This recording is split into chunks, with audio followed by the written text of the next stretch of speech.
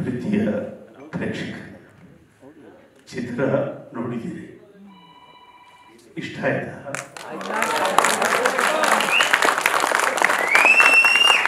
ಈ ಕನ್ನಡಿಗರು ಎಷ್ಟು ಮುಗ್ಧರು ಸರ್. ಈ ಚಿತ್ರದ ಕ್ಲೈಮ್ಯಾಕ್ಸ್ ಇಷ್ಟ ಆಯಿತು ಅಂತ ಚಪ್ಪಾಳೆ ತಟ್ಟಿದ್ದಾರೆ ಪ್ರೇಕ್ಷಕರೇ. ನೀವು ಚಪ್ಪಾಳೆ ತಟ್ಟಿದ್ದು ಬಾಬು ಅವ್ರಿಗಿರಲಿ, ಆ ಚಿತ್ರದ ಕ್ಲೈಮ್ಯಾಕ್ಸ್ಗೆ ನೀವು ಚಪ್ಪಾಳೆ ತಟ್ಟಬೇಡಿ. ಯಾಕೆಂದರೆ ಇವತ್ತು ಉಕ್ರೇನಲ್ಲಿ, ಗಾಜಾದಲ್ಲಿ, ಹಮಾಸ್ನಲ್ಲಿ ಲಕ್ಷ ಲಕ್ಷ ಜನರನ್ನ ಕೊಲ್ತಾ ಇದ್ದಾರೆ.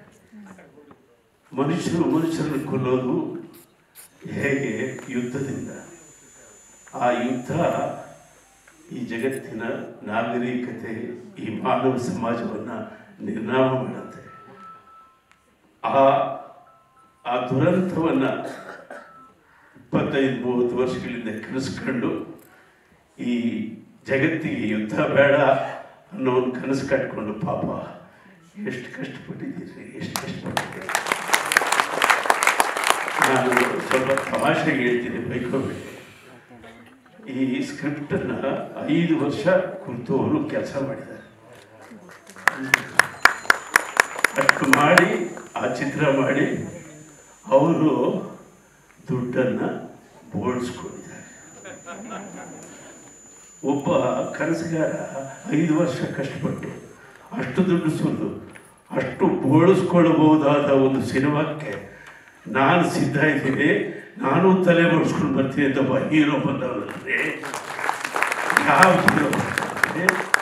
ಅದು ಹಂಗಿದ್ದ ವಿಷ್ಣುವರ್ಧನ್ ಆ ಕಥೆಗೆ ತಲೆ ಬೋಳಿಸ್ಕೊಂಡು ಬಂದು ನಾನು ನಿನ್ನ ಜೊತೆಲಿದ್ದೀನಿ ಅಂತ ಕೆಲಸ ಮಾಡಿದ್ದಾರೆ.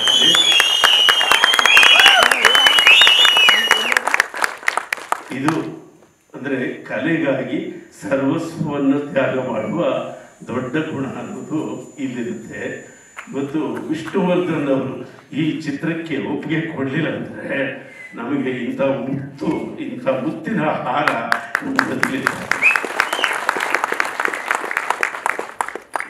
ಬಾಬು ಬಗ್ಗೆ ಎಷ್ಟು ಹೊಗಳೋದು ಸಾಧ್ಯ. ಇವತ್ತು ಪ್ರಜಾವಾಣಿಯಲ್ಲಿ ಅವ್ರ ಬಗ್ಗೆ ಒಂದು ಒಳ್ಳೆ ಲೇಖನ ಬಂದಿದೆ. ಬಾಬು, ರಾಜೇಂದ್ರ ಸಿಂಗ್ ಬಾಬು ಅವರು ಒಂದು ಬೆರಗು ಅಂತ ಹೇಳಿದ್ದಾರೆ ನೋಡಿ. ಎಷ್ಟು ಒಳ್ಳೆ ಮಾತು, ಅದೊಂದು ಬೆರಗು. ಅದ್ರ ಜೊತೆಯಲ್ಲಿ ಅವರೊಂದು ಪ್ರಯೋಗ ಶಾಲೆ ಅಂತ ಕೂಡ ಬರ್ತಿದ್ದಾರೆ. ಅದು ಬಹಳ ಬಹಳ ಮುಖ್ಯ. ಅವರೊಂದು ಬೆರಗು, ಅವರೊಂದು ಪ್ರಯೋಗ ಶಾಲೆ ನಮಗೆಲ್ಲರಿಗೂ ಸ್ಫೂರ್ತಿ ಕೊಟ್ಟಂಥ ಅತಿ ದೊಡ್ಡ ನಿರ್ದೇಶಕ. ಇವರಿಗೆ ನಿಜವಾಗಿಯೂ ಈ ದೇಶ ಪದ್ಮವಿಭೂಷಣ ಪ್ರಶಸ್ತಿಯನ್ನು ಕೊಡಬೇಕು. ಈ ಚಿತ್ರವನ್ನು ಸ್ವಲ್ಪ ಎಲ್ಲ ಎಡಿಟ್ ಮಾಡಿ ಇಂಗ್ಲೀಷ್ಗೆ ಡಬ್ ಮಾಡಿ ಇವತ್ತು ಜಗತ್ತಿಗೆ ತೋರಿಸ್ಬೇಕು. ಇದನ್ನು ಯುದ್ಧ ಬೇಡ ಅನ್ನುವ ಚಿತ್ರ ಒಂದು ಇಂಗ್ಲೀಷ್ ಭಾಷೆಯಲ್ಲಿ ಜಗತ್ತಿನಾದ್ಯಂತ ಓಡಾಡಲಿ ಅಂತ ನಾನು ಹಾರೈಸಿ ಬಾಬು ಅವರಿಗೆ ನಾನು ಕನ್ನಡ ತಾಯಿಯಲ್ಲಿ ಕೇಳ್ಕೊಳ್ದೇನೆಂದರೆ, ಅವರಿಗೆ ಈಗ 50 ವರ್ಷ ಉದ್ಯಮದಲ್ಲೇ ಆಗಿದೆ. ಆ ತಾಯಿ ಇನ್ನೊಂದು 50 ವರ್ಷ ಸ್ಯಾಂಕ್ಷನ್ ಮಾಡಲಿ ಅಂತ ಕೇಳ್ತಾರೆ.